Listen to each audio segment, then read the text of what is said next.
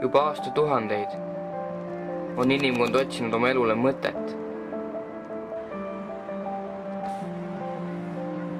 eesmärki.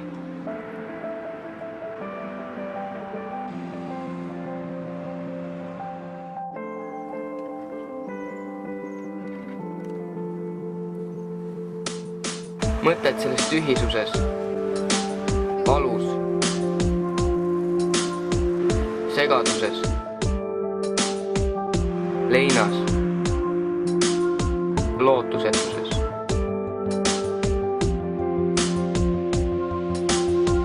Me otsime seda igalt poolt, kuid ei leia.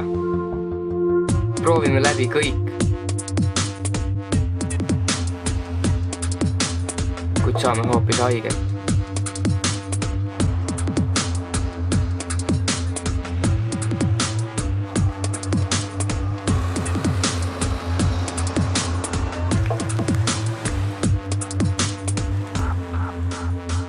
Lõpuks pettume kõiges ja kõigis.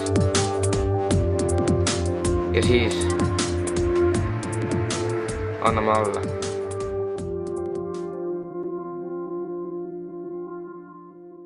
Kuid on olemas üks lootus. Keegi, kes võtab ära inimeste valu ning annab neile rõõmu.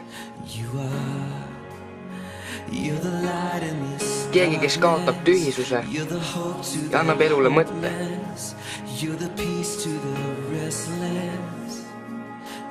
Just seda vajab ka väike linn Rapla.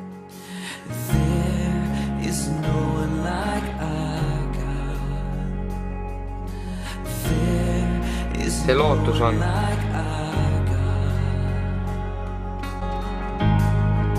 Jeesus.